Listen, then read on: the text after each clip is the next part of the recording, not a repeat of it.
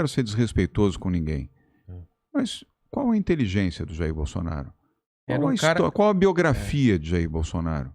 O que ele fez na vida que pudesse fazê-lo um líder que engrandecesse o seu mandato? Você não é capaz de dizer. Na hora certa. Ninguém é capaz de dizer, porque ele não fez. Ele até do exército foi expulso por incompetência, por insubordinação. Quem recomenda rachadinha e acha que isso é normal, quem rouba um tostão, rouba 1 milhão. Exatamente. Eu aprendi isso. Quem rouba um tostão, rouba 1 milhão. E ele se elegeu com esse discurso anticorrupção. E aí, de repente, anti-PT. O que elegeu o Bolsonaro foi ser o anti-PT. E ele não entendeu isso. Se ele entendesse isso... Nem tem capacidade para entender. Mas ele está mal assessorado. Mas ele está mal assessorado também. Porque se ele entendesse que a principal coisa que elegeu ele, que moveu, foi o antipetismo, ele entenderia que o que o pessoal viu no PT não queria ver no governo dele. Claro. E aí tá repetindo os mesmos erros. Rachadinha ok e tal. O que é? Essa rachadinha é uma coisa normal mesmo? Acontece? Claro que não é normal. Então, você roubar não é normal. Então, mas por que é colocado... Roubo é roubo. Tá no código. Que é colocado como se fosse tá no Código Penal. Não importa se você roubou R$1.000 ou R$1 milhão. Você é ladrão. Pra quem não sabe o que é rachadinha, é aquela coisa de você contratar as pessoas e elas devolverem um dinheiro para você, não é isso? Contrata, não trabalha, dinheiro público na Assembleia Legislativa ou na Câmara Municipal, e depois ela não trabalha e ela fica com 10% ou 20%, dá 80% ou para o vereador ou para o deputado. Isso é roubo. É roubo de dinheiro público. Isso é roubar. O roubo não se caracteriza pelo volume. Roubo é roubo. Exatamente. Entendeu? E se alguém entra aqui na sua casa, rouba o seu equipamento de som, roubou. E se alguém entrou no banco e levou do banco R$1 milhão, roubou também. Os dois são ladrões. Você vai tipificar o roubo de acordo com o Código Penal, mas os dois são ladrões. E eu vejo... Então nós não podemos... a situação anterior também foi uma situação... Nunca se roubou tanto no Brasil. Os fins não justificam os meios, Rogério. Concordo. Não há como justificar alguém que atenda os pobres e os humildes. Rouba mais faz, não existe isso. Rouba mais não faz. Se justifica. Não se justifica. Por isso uma posição de centro é difícil. Você pode dizer, puxa, mas é difícil. Mas é difícil. Mas existe. A posição de centro é uma posição equilibrada, que sabe conversar com a esquerda e com a direita, e longe dos radicalismos, longe do populismo. O populismo não leva a nada. O populismo leva ao que aconteceu na Venezuela, o que aconteceu em Cuba, o que aconteceu em outros países que se perderam ou na direita ou na esquerda. Hitler o que era? Um direitista, uma extrema-direita. Mussolini na Itália, Benito Mussolini o que era? Um extrema-direita. Um radical de direita, não era de esquerda. Aliás, cresceram, por quê? Se colocaram contra o comunismo. O comunismo, qui in Italia non c'è possibilità.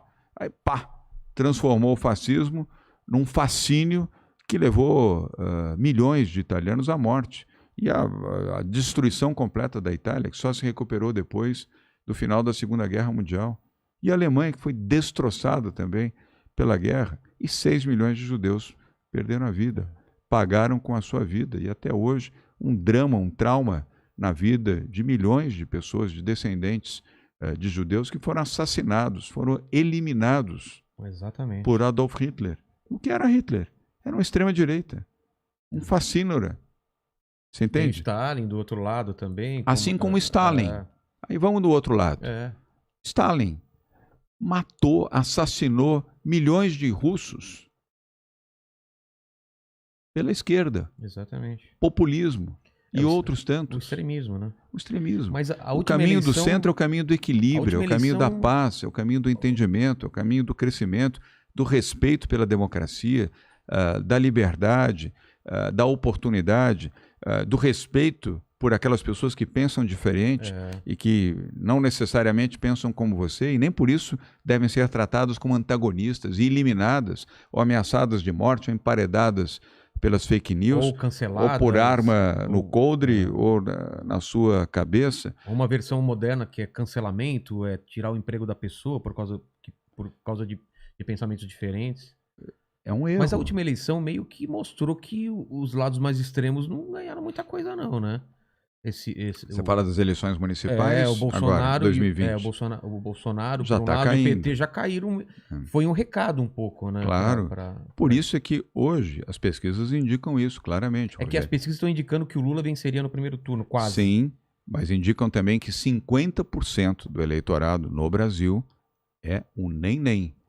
Nem Lula, nem Bolsonaro. Eles podem ter uma porcentagem grande, mas tem rejeição muito grande. Muito alta. E o Bolsonaro fazendo jus, porque todo dia faz bobagem, todo dia comete atrocidades. E a lembrança do Lula não traz esse entusiasmo, traz a circunstância de que hoje ele venceria o Bolsonaro. Mas as eleições são em outubro de 2022, e o Lula quer não mais, agora. O Lula quer mais que o Bolsonaro continue. Ele não quer que o Lula... o melhor adversário para o Lula é o Bolsonaro, evidente. Exatamente. Não é ter alguém que seja capaz de enfrentá-lo. E o melhor adversário e sim alguém que já sucumbiu à sua própria conduta e sucumbirá ainda mais ao Lula. O Bolsonaro está assim, no desfiladeiro. Mas aí eu vou ter que fazer uma provocação. E na eleição, quando você se aproximou do Bolsonaro, naquela época você não tinha noção que ele ia se tornar o que era hoje? Não. Porque era o antipetismo. Você também estava batendo no PT. Eu venci o PT, como é que eu poderia votar no PT? Exatamente. Eu venci o Fernando Haddad na Prefeitura de São Paulo. Como é que eu podia votar no PT? E eu não anulo o voto. Isso, por princípio, eu não anulo nem cancelo o voto. Eu não voto em branco e nem cancelo. Eu tenho uma decisão. E tomei uma decisão. Agora, eu ouvi do Bolsonaro que ele teria Sérgio Moro como ministro. O que ele fez com o Sérgio Moro? Defenestrou, demitiu o Sérgio Moro e hoje ainda intimida o Sérgio Moro. O Sérgio nem está vivendo mais no Brasil, está vivendo em Washington, nos Estados Unidos. Vou fazer um programa liberal, vou desestatizar, privatizar. O que privatizou? E a TV? Nada. A TV Lula, Brasil, sei lá como é que ele chama. Chamava de TV Lula, né? Lembra?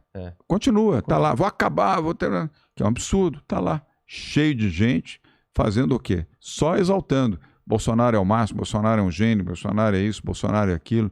O dia inteiro deve ter lá 400, 500 pessoas ganhando salário de dinheiro público para ficar exaltando a figura do Bolsonaro. Não cumpriu com nada, ainda agrediu o meio ambiente, colocou fogo em parte da Amazônia, um absurdo completo. Em 2 meses de governo Bolsonaro, eu disse, mas que erro que nós cometemos, eu inclusive. E eu não tenho compromisso com erro, Rogério. Eu errei ao votar em Jair Bolsonaro, como milhões de outras pessoas também erraram, porque acreditaram que ele poderia simbolizar o anti-Lula e um governo liberal, um governo pró-Lava Jato, pró a justiça, sem corrupção, etc. Olha aí a CPI do dólar. Não, pode comprar.